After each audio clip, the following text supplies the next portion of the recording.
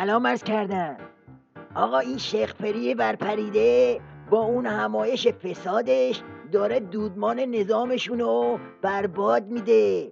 اگه یادتون باشه وسطای همایش یه مشتی گذاشت تو آبگاه سپاه ولایت.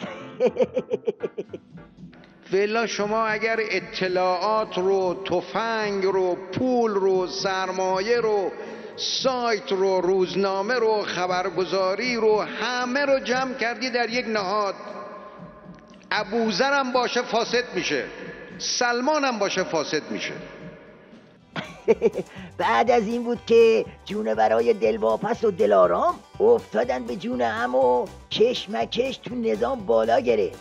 کار به اونجا رسید که خود پاسدارای پیشونی سیاه ولایت هم وارد شدن و شروع کردن به ماسمالی. بعدم برای اینکه وضعیت خیلی دیریم رام نشه یه چنین ژست ناچسبی گرفتن. بعد از اینکه رسانه‌های ضد انقلاب خارجنشین به علاوه برخی جریانات خاص داخلی تلاش کردند بخشی از اظهارات انتقادی رئیس جمهور در همایش مقابله با فساد رو به سپاه پاسداران انقلاب اسلامی نسبت بدن، حمایت و قدردانی قاطع دو مقام بلندپایه دولت از فعالیت‌های سازندگی سپاه و همکاری نزدیک اون با دولت بار دیگه نشون داد همه مسئولان نظام و دلسوزان انقلاب قدردان تلاش‌های ایثارگرانه فرزندان سپاهیشونند. روسیاهی برای رسانه‌های ضد انقلاب باقی موند. اما آتیش جنگ و دعوا اونم بین سران اسقاطی نظام بالا گرفت و علی گدا از اون پشمشتا لگد و فرستاد واسه فک اکبر کوسه.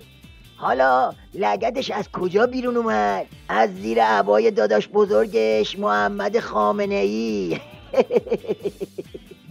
حضور فعال و به اصطلاح تکیهگاه شدن هاشمی در همه وقایعی مثل فتنه سال 88 و قبل از آن و عدم انصراف او از پیگیری رسیدن به رهبری نظام و دفاع از اهداف و منافع آمریکا در نقل قولهای دروغ از امام و اصرارهای چند ساله او در اتمام جنگ و به اصطلاح نوشاندن جام زهر قطعنامه منحوس به امام و غیره، همه قراین و دلایلی عقل پسند بر وجود رابطه پنهانی و اصرار آمریکا بر به قدرت رساندن این شخص است.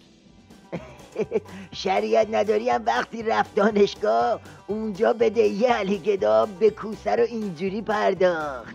آیا میتوانید یک مفسد اقتصادی را آدرس بدهید که در کنار شما نبوده باشد؟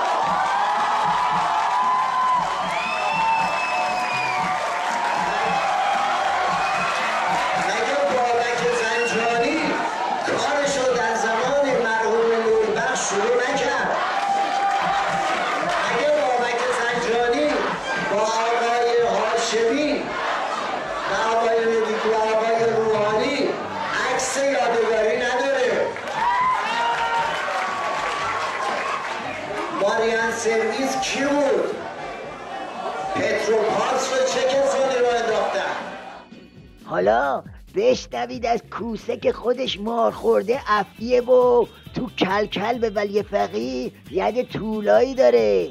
شیخ اکبر به جای دادار و دودور و قیل و خال سرشو کرد تو آخر یکی از روزنامه های باندش و چند تا جفتک قلمی نثار عظما کرد. هاشمی امروز نه به دنبال ریاست مجلس است، نه ریاست جمهوری و نه ضرورتی برای ریاست بر مجلس خبرگان می‌بیند. یه جوری از اکبرشاه حرف میزنه که دل جام زهریا براش کباب بخواد.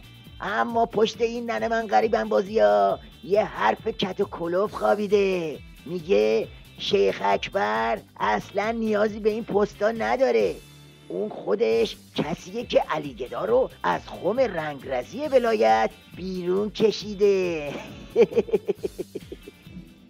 هاشمی امروز سره را از ناسره انقلاب جدا کرده است. وی امروز همچنان و بیش از هر زمانی با دوست و همسنگر سالیان دور خود یعنی مقام معظم رهبری صمیمی و همرأی است. برخی وی را کیسینجر خاورمیانه نامگذاری کردند. اینکه تاریخ درباره وی چه قضاوتی خواهد کرد را باید مادر تاریخ پاسخ بدهد.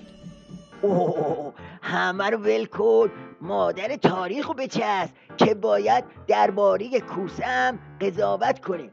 علل حساب مادر تاریخ رو بیخیال شید تا من به عنوان موشکاف تاریخ قضاوت کنم. آقا جون، قضیه از این قراره که کار به جاهای باریک کشیده و منظور این ورق پاره از همه این بادم جون درقابچیا اینه که شیخ اکبر خودش 10 تا علیگدا رو روی انگشتش میچرخونه. الانم تنها راه نجات همانا آویزون شدن به عبای کوسه است. خلاصه الان علیگدا و شیخ اکبر تو یه چنین وضعیتی هن.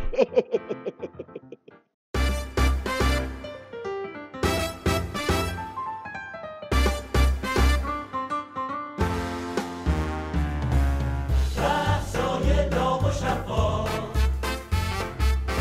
با آقای موشکاف، با آقای موشکاف.